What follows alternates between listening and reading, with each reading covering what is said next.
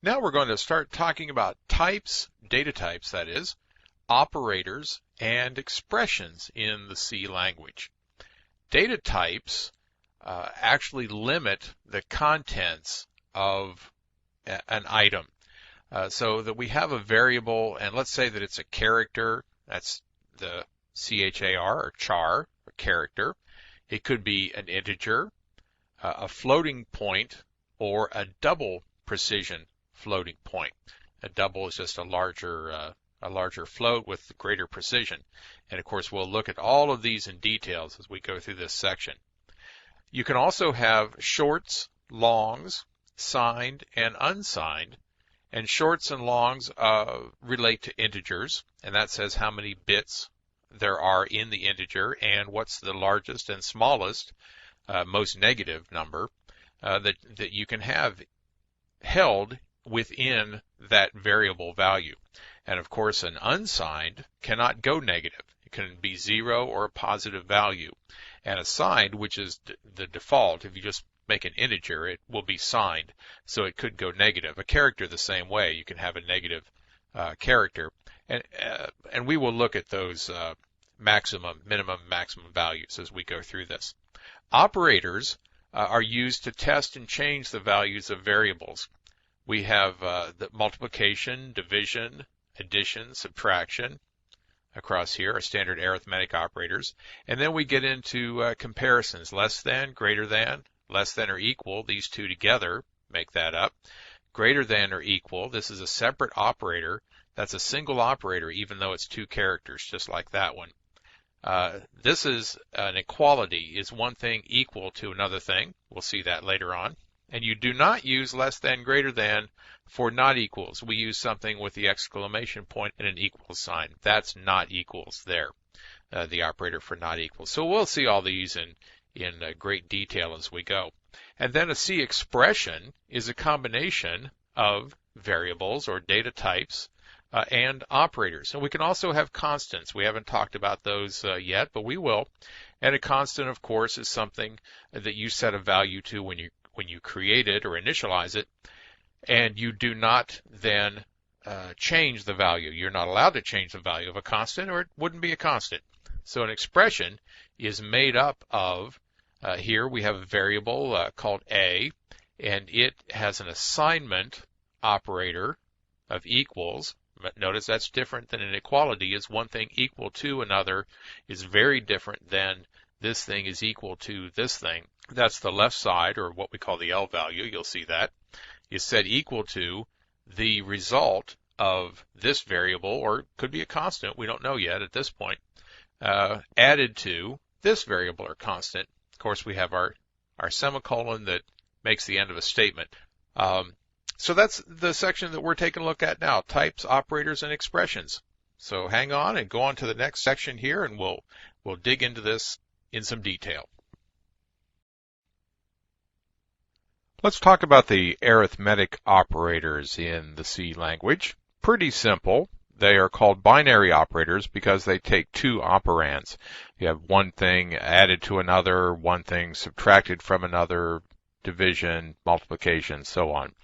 There are also unary operators that we'll see later on that operate on just a single operand and make some modification to it. But these are the binary operators. They're very standard from grade school. Addition, subtraction, multiplication, division, and we have a new one called the modulus or modulo, and that gives the remainder. We'll take a little closer look at it in just a second. Very simple, x equals a plus b. We use parentheses to change the order of calculation. Here, a and b would be added together and then multiplied by c. As you know, if you left the parentheses off, multiplication has a higher order of precedence, so b would be multiplied by times c, and then a would be added to it if you didn't have the parens. So we use the parens, typical math, and as I said, the multiplication and division are performed before the addition and subtraction, and everything associates left to right across the program. Now here's the modulus, or percent sign. It's the character that we use for that. Modulus returns the remainder of integer division. So let's say that we have an integer a has the value 5 and an integer b has the value of 2. Well, if you do a modulo b, that will return the value 1, which is the remainder. 2 will go into 5 twice and with 1 left over. So that's what the modulo gives you. Just simple, if we said x equals a divided by b, that would give us the 2 times that b fits into a, that 2 fits into 5, but the remainder would be lost. So we need the modulo to be able to use that. Since floats and doubles return their precision values, there isn't any issue with the whole number or the remainder. The modulo is unnecessary and will throw an error. It doesn't work on floats or doubles. So that's all the binary arithmetic operators. Simple, straightforward. Let's move on. Well, now we want to talk about some operators, some relational and logical operators. These are the keys to us getting anything done in the language so that we can compare results that are produced by all those arithmetic operators that we just looked at. So relational and logical operators. We will look at relational, equality operators, logical operators, and then the special one, the unary negation at the end here.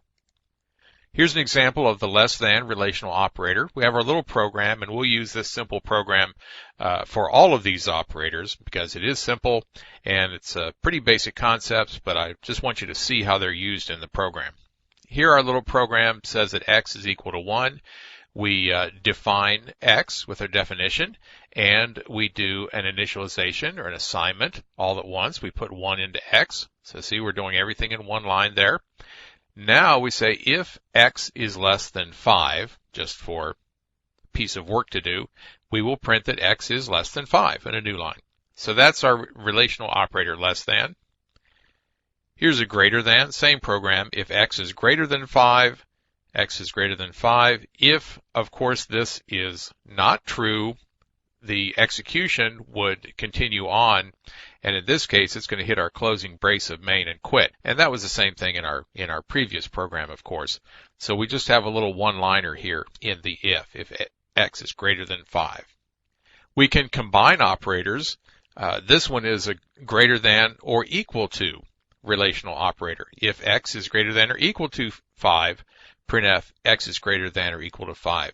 Now I threw a little extra in here that we'll see later on, but not in a whole lot of detail. It's just a nice little piece that is good to know about in the preprocessor. This backslant right here, this is a line continuation character. So x is greater than, we can slice that right there and continue the sentence, the quoted string here on the next line. So the preprocessor will pick this up and it will see that character early on before the compiler ever gets a hold of this. And it will put this whole sentence back together the way it should be. So you want to make sure, since we don't have a space there, that you do leave a space here at the beginning of the line so that the preprocessor gets your spacing right. You want to try to avoid this if you can, but if you do need to wrap a line like we need to here because we don't have a lot of screen real estate, it's okay to use that backslant and come down here and still get your double quotes. Okay, just wanted to throw that one in there for you. So that's our greater than or equal to relational. Here's a less than or equal to relational. The comparison and then the equality, the comparison always comes first. There is no such operator as equal to less than or equal to greater than. You can't switch these two around, just so you know that. It has to be this way with the less than or greater than before the equal sign. So if x is less than or equal to 5, we would do the printout, the printf as before. Here's an equality operator. Now we're looking for the comparison. Are they equal? This is very different. Notice these two.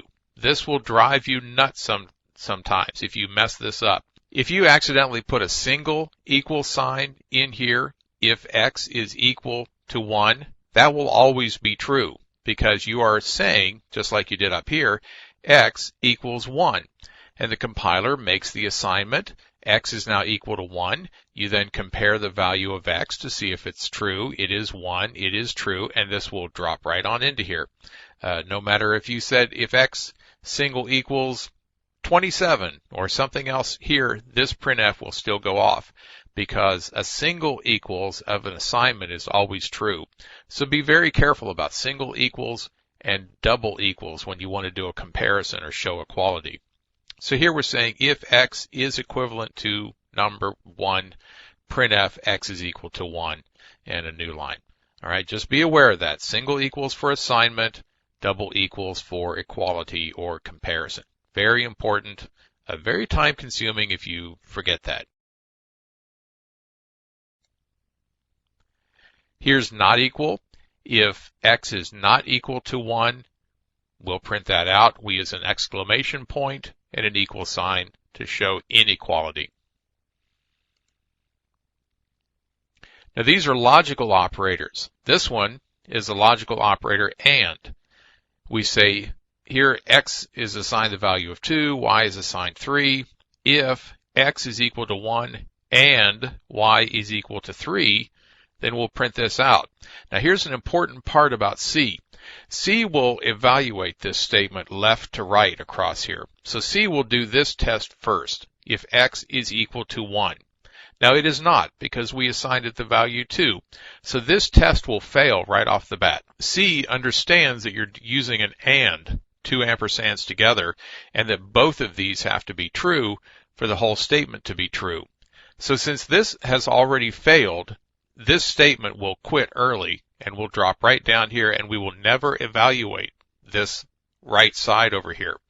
So you're going to see later how you can modify things while you evaluate them. If you try to modify something while you're evaluating over here, this modification will never get done. Like if you try to increment y, or you try to add a value to it, or who knows what you want to try to do over here. Just be aware that using this logical operator like this AND, you won't get there if the left side of the logical operation is false. Here's an OR. If x is equal to 2 or y is equal to 3, then we would print this out. X is equal to 2 or y is equal to 3. Now in this case, we don't have that problem with the left side being evaluated first and then the right side, because C understands that with an OR, it needs to check both sides. So it will look to see, is x equal to 2? And whether it is or not, we know because this is an OR, we still need to look over here and see if this side is in fact true or valid. And if they are both true, then we will get our printf down here, x is 2 or y is 3. Either one. If either one, I want to make sure I said that right. If either one of these is true, this is an OR, this or that is true, then we will satisfy the test and we will come down here. X is 2 or y is 3. Now here we saw this unary negation, or half of it earlier. We saw an exclamation point and an equal sign for not equals. Well, this is a not by itself. The unary negation. We call it unary because it works on a single operand. It doesn't need two things to compare. So it's unary negation. Here we say if this result, and what we're doing is we're trying to see if that variable result is non-zero. If it is non-zero, we consider it to be true. If it is 0, a null value or 0 value, then it is not true and the if will fail, and we will not go in and execute the statement after the if. So we say if result, we would print out result is non-zero, if this is in fact the case. Down here, if not result, this printf will happen if the result is equal to 0, because the not reverses whether it's 0 or non-zero. So we would print out that the result is in fact 0 by doing a not result. If result had the value 0 and we do a not result, the not or the negation makes this 1. If result is anything but 0, the not leaves it alone and we don't wind up down in here. So we have not result we would only get here if result were 0 in the beginning. So now we're going to move on to some other things, type conversions and all kinds of other interesting language issues. And I will even have some tasks for you at the end, a little bit of homework for you to do when we get to the end of this chapter. So hang in there. Let's take a look at some of the bitwise operators that are available to us in the C programming language. These are going to work on the bit levels of the values of our variables. So since we are working at the bit level, we cannot deal with floating points because floats are stored in a totally different format, in IEEE floating point format. They're not considered bitwise when they're in the variable, so no floats. Integrals only, or integers, characters, ints, shorts, longs, no floats or doubles from this point out. We have AND, OR, XOR, left shift, right shift, and one's complement. Do not worry if you don't get these. If you don't understand these, or you don't have to understand them right now, you may not ever even use them in your C programming career. These are mostly used by people that are programming in C in an embedded format, is what they call it. They're writing programs that are going to be inside appliances or cars, or most likely some piece of machinery that they need to be able to check on the values of registers to see if a motor is turning or running, or if there's a certain temperature being set. And they will set and look at these bits and change the bits and move binary values around inside these variables. So that's why these things are in the language, but they're at this point in K&R, and I just want to show them to you, give you an idea of what they are, how they're used. We won't even go into why they're used, like exclusive ORs and things like that. You can get into some pretty intense logic discussions there, and that's not what we're here for. So let's take a quick look through the bitwise operators. Here's a single ampersand, which is an AND.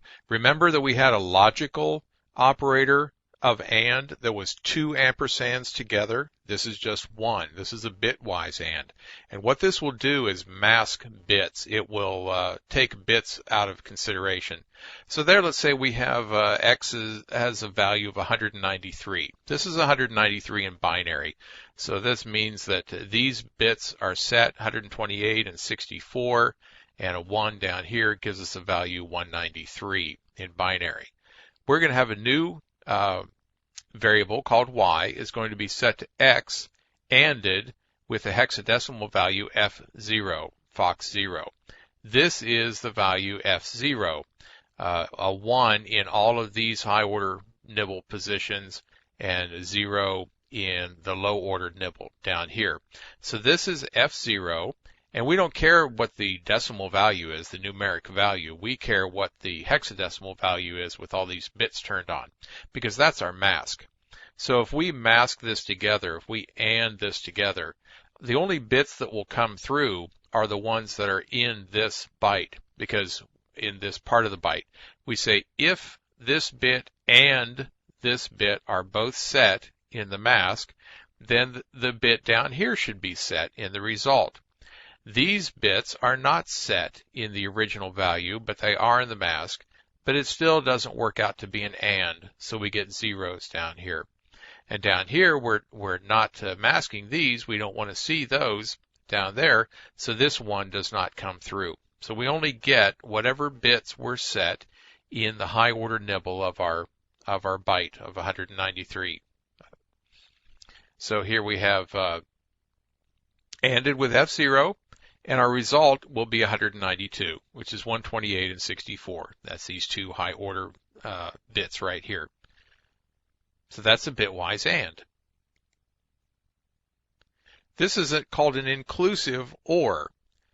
And this is used to turn bits on in a value. Again, we start with our 193, 11000001, and we say that Y is equal to X ORed with our F0. There's our F0 again, and our result is 241, because what we say is if this bit OR this bit is turned on, then the result should be turned on. If this bit or this bit, then it should be on. This one or this one, it'll be on. This one or this one turns on. This bit or this bit are not turned on, so we get a 0. This one or this one, nope. Nope. This one or this one, yes. That one's on, so that brings that bit down, and our new value is 241. So that allows us, when we OR things, to make sure that bits are turned on. And if bits are already on, that's okay. They'll still pass through. But the OR will make sure that we get these two turned on as it comes through. This is the exclusive OR operator from our bitwise operators set, and it's the caret, little up arrow there. And exclusive OR means one or the other, but not both. So here if we have our 193, that's the binary value for that. Y is equal to X, exclusive OR, or XOR they call it, with F0, that's our pattern. All ones there, zeros there. Y will be equal to 62 because we will look at these bits character by character, bit by bit, and an exclusive OR checks this bit and this bit. Is this bit set or this bit set, but not both? Well, here we have both set, so that means it does not make it through as false. Here they're both set, and that does not come through.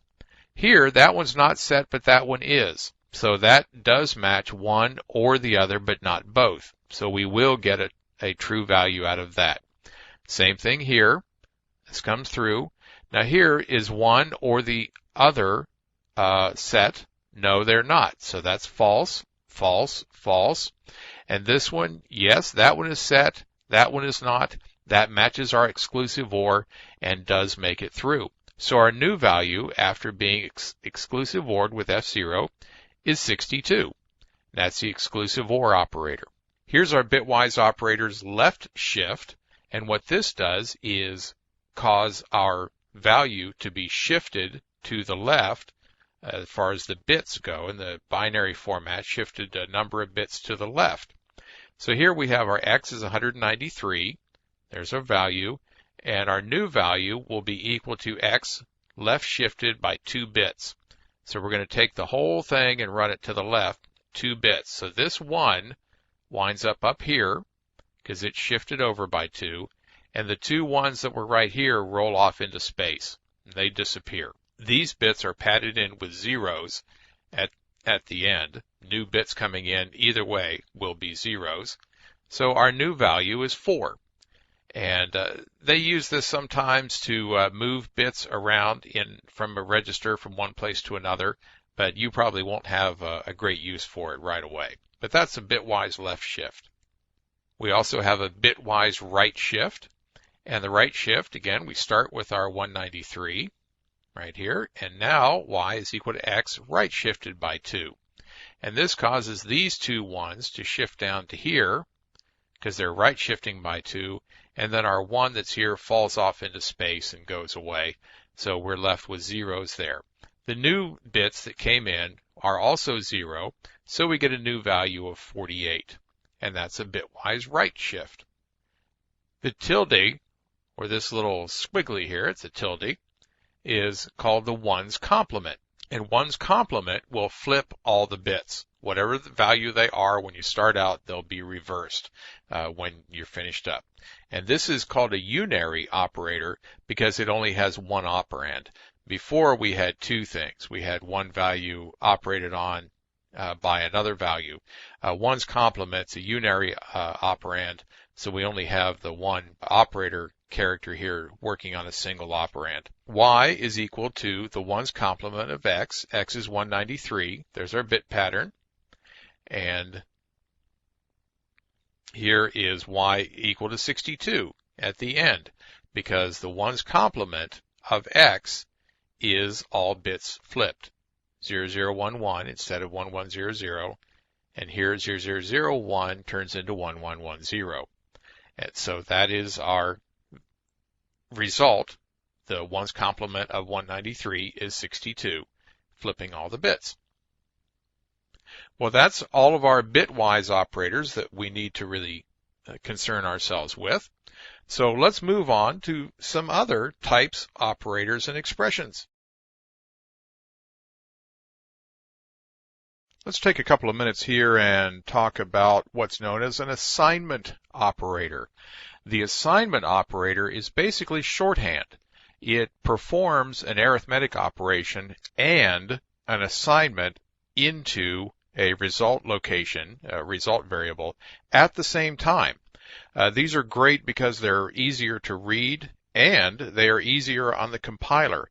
The compiler can take an assignment operator and make a better decision about the code, just like with our increment and decrement operator, the plus plus and minus minus. The compiler can, like I said, make a better decision on the kind of object code to create to perform the job because we have more accurately described the job that we're trying to perform.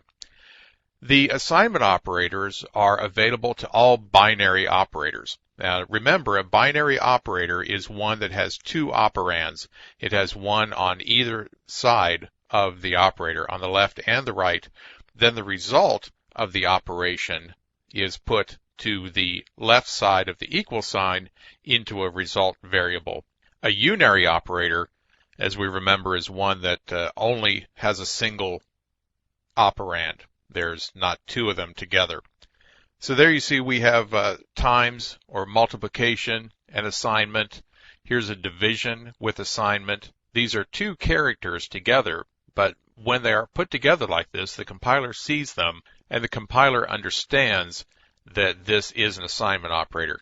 Here is a plus equals. That's the one you'll see the most often. Plus equals, a subtraction, minus equals. Here's our modulus. Still works the same way, but performs the assignment at the same time.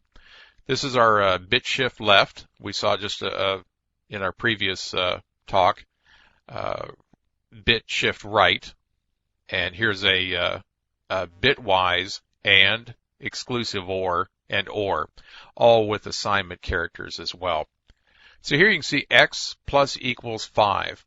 Now we could have written this out and might have in an earlier language x equals x plus 5, but that's just the long form. This is what we say now in C, x plus equals 5. It means exactly the same thing and exactly the same result will occur. 5 will be added to the existing value in x, but it can be faster because the compiler doesn't have to figure out that it needs to go get this variable value, add 5 to it, take the entire result, and store it into x. It understands that you want to take what is in x, add 5, and put it right back again. Plus, once you get used to the language, this x plus equals 5 is a little more intuitive. And when you start to write longer statements with many more permutations in here, many more operators and other formulas and things like that, this is just a lot easier to code. It's a lot easier to debug for your maintenance programmers. And if you are a maintenance programmer, this thing will be easier for you over time to look at and understand what the original programmer's intent was with the assignment operator. So it's just the right way to do things, and we will be seeing it in our other code as we go on through.